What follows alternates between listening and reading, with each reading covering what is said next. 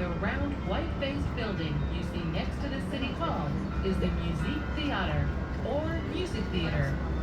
It's home to the Dutch Opera, known for its daring productions, the Holland Sinfonia, and the world-renowned Dutch National Ballet. The Dutch may be known for their tolerant attitudes, but they also have strong opinions. This piece of architecture was met with heavy protests that have since simmered down. In fact, that's how it got its name, Stopera. It's derived from the movement against the construction, Stop the Opera.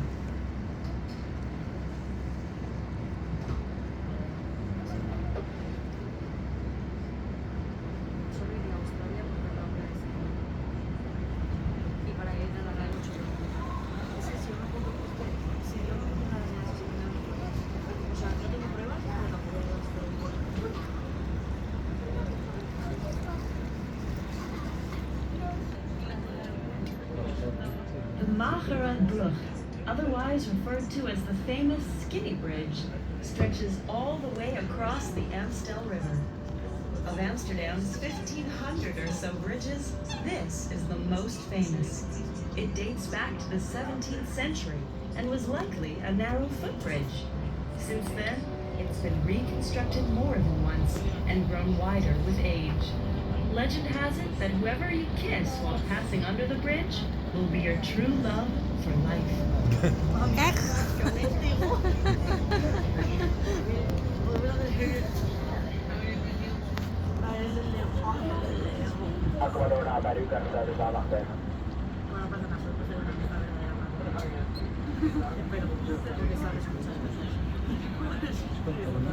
Or the Gentleman's Canal.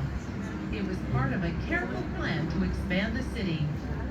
In the early 17th century, a time of tremendous physical and economic growth, 3 new canals were laid out in concentric rings. The Herrengracht was innermost. The Keizersgracht, or Emperor's Canal, was in the middle, followed by the Prinsengracht, or the Prince's Canal. The wealthiest citizens, shipbuilders, merchants, investors, and politicians built elegant mansions on the Herrengracht. The Keizersgracht was solidly middle class, while the Prinsengracht had a more industrial atmosphere. Of the 3 canals, the Prinsengracht was the only one that connected directly to the harbor, and its low sides were designed for loading and unloading cargo. And so, the farther you lived from the city center, the lower your social class. Today, this would no longer hold true. All of the city center is expensive.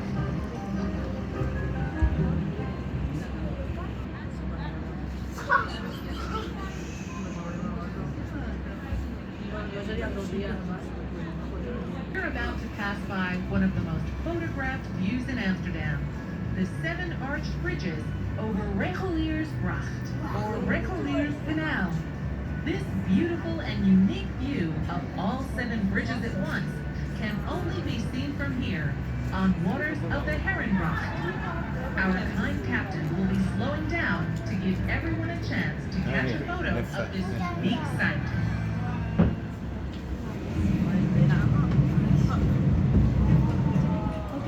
Look. Oh yeah.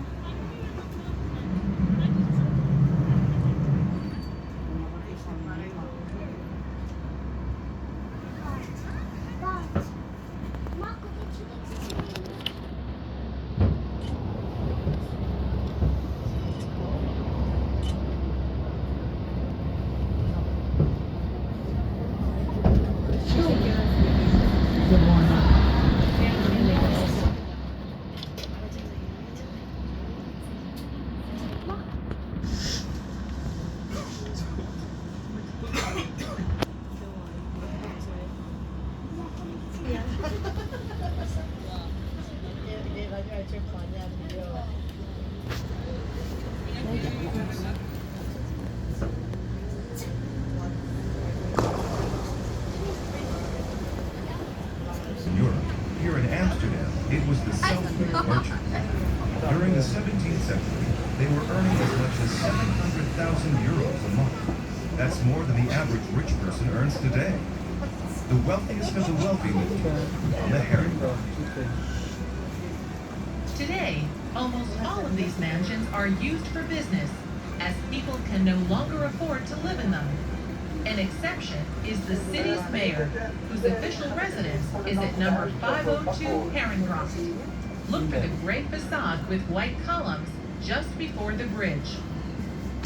What is The it? golden age of the Yeah. 17th century was a stellar time for Amsterdam. From politics and the economy to arts and science, everything flourished. And the city was now the most important trade center in Europe. There are many reasons for Amsterdam's astounding success. It had the largest and most progressive shipbuilding industry in Europe. Dutch traders sailed farther than anyone else to newly discovered lands in the Far East and to North and South America. They organized into companies like the Dutch East Indian Company and the Dutch West Indian Company. And the profits from trading staples like grain and exotics such as spices, porcelain, precious stones, and textiles were enormous. Now let's slip back in time to the 17th century. Imagine a colorful scene. Gentlemen in fine clothing on the street, speaking different languages. Elegantly outfitted ladies stepping down into horse-pulled carriages. The clatter of wheels on cobblestones. And dare we mention it? An unpleasant waft of sewage coming from the canal. Building restrictions limited houses to a width of no more than 6 meters or 18 feet. But those who could afford got around this by buying 2 adjacent lots and building a double house. Some of these double homes even had 2 different facades. There was no restriction on depth, and with 20 to 40 rooms, a large private garden, and a coach house behind that, mansions often stretched all the way over to the next street. We're now at the so-called Golden Bend of the Herrengracht, the most lavish section of all. Imagine going into one of these sumptuous homes. On the first floor, an elegant entrance hall with marble floors, high ceilings, and chandeliers. Mirrors were strategically positioned to create an illusion of even more space. And single-lot houses would often have a fake door on the side of the entryway to make them appear bigger than they were. Rooms were richly decorated with painted wallpaper, oil paintings, fine sculptures, and exotics such as Turkish rugs and Persian silks. In the second half of the 17th century, Parisian furniture, Louis XVI style, was very much in vogue.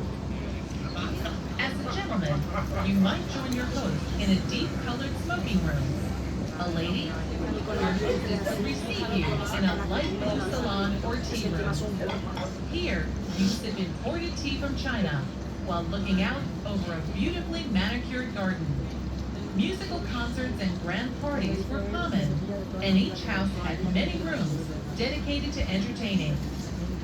For a first-hand glimpse of life inside an opulent canal house, there are 2 wonderful museums in the area, the Hilbig in Lopenhaus and the Village Holthausen.